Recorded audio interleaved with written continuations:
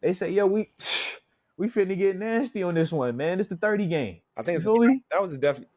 I don't want to call it a trap game because it's not. It's not a trap game because Now, see, you don't want to call it a trap game. Some people got another name for it. What they call it? They call it the Tomlin game. Why they call it the Tomlin game? That's what they say. They say, well, Coach Tomlin, it only happens for him, apparently. I'm like, I seen the Chiefs get beat the other day. I seen that Cardinals team beat the Cowboys team earlier in the year. I'm just like, I don't know. But they say that was a Tomlin game, that only Coach Tomlin has his team unprepared for inferior opponents. Only Coach Tomlin has his teams come out here and lose to 2-10 Arizona Cardinals. Only Coach Tomlin has his players like Jalen Warren saying that, yeah, man, we might have took them dudes a little bit too late. And they look at that as, oh, Coach T, that's 100% on you. We like, just because he said that he took them light, that don't mean Coach T had you boys prepared for what they might be saying X's and O's. Why? Them two things are different. But that what they say though, TG, and a lot of people say it. A lot of people. Yeah, man. Yeah. No, man. I know you had. It was for sure prepared. Like Coach T gonna have you prepared. You gonna have Friday meetings, the extra edge meetings. He gonna have the winning edge. For a fact, TG, for a fact, I can tell you, I can confirm that they had winning edge, and that at least Jalen Warren and Atlanta Roberts was there. Because I had to interview them cats on Friday, TG. I had to interview them, and I had to wait for them to get out said meet. All right. Had that winning edge meeting. So I know how that winning edge go. It's off the books. It ain't got no time limit. It's just like it's winning edge. First of all, it's a privilege to be able to go to the winning edge. You don't just walk the winning edge. Then, okay, let's talk about winning edge for a little bit. You don't just walk the winning edge. That's a private Coach T. Like that's guys, and we're gonna find out what it's gonna take to win this game. Right, It's an even smaller circle to get into that. Like your access card don't get you in the winning edge, man. You gotta know the secret handshake. It's a privilege to get in that winning edge meeting. Like you thankful. You like, all right, I'm here. I'm locked in too. What we talking? Coach T be in that joint dropping nuggets, bro. I done learned so much in the winning edge meeting, bro. I didn't care about that thing. Like, I'm the smartest player ever, and I was the dumbest guy before I ever walked in here. Like, how did I not know this, Coach? He just make it so simple. Looking at little stuff. Look at his foot. He gonna do this on this. He gonna do this on this. Like, look every detail. The winning edge. Right. So I know that when he pulled. I swear, bro. Swear. Yeah, they was for sure prepared. I just they didn't play well. You know, like. Well, the thing too, when you think about the way it started. I mean, me and you was texting on game day, bro. Mm-hmm. They came out, open and dry, went right down the field. Obviously got hit, had to settle for 3.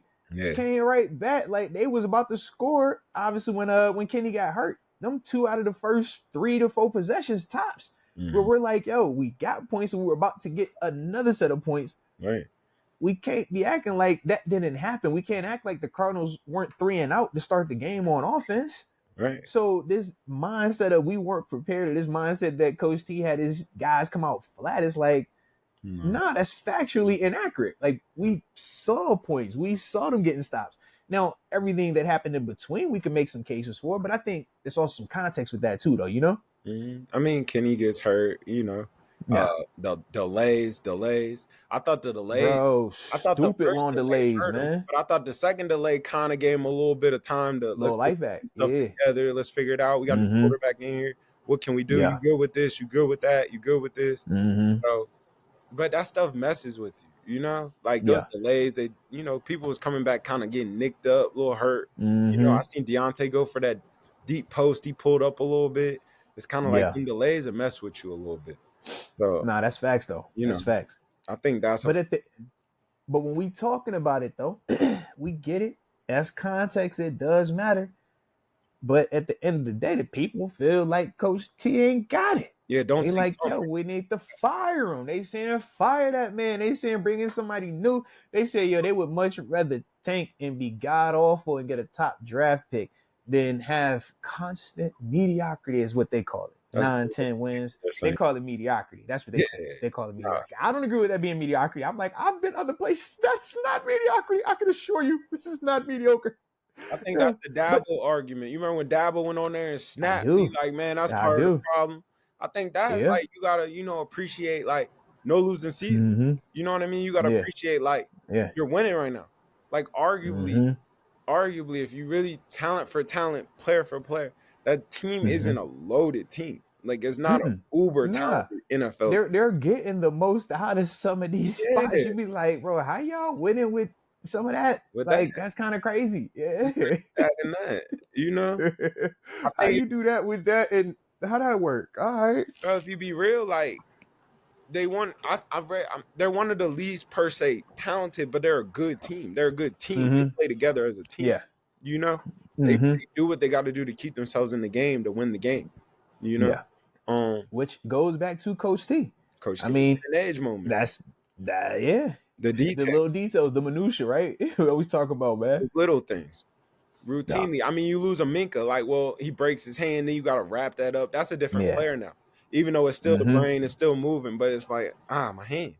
I thought the one that hurt us the most was a Landon Roberts going out. Roberts. That one, I'm like, you losing Landon Roberts. That's the Mikey. That's the quarterback of your defense, man. He got the dot on him. He does all the physicality. I mean, it sucked because now instead of it being 50 and 38 or 50 and Mark Robinson, now 50's gone. You know what I mean? There is no Landon Roberts. And now I think that also had an impact on the amount of personnel groupings that we used on defense too to kind of replace him while trying to have some of these other coverage related stuff. And I think that hurt us versus that run later on in that game, man.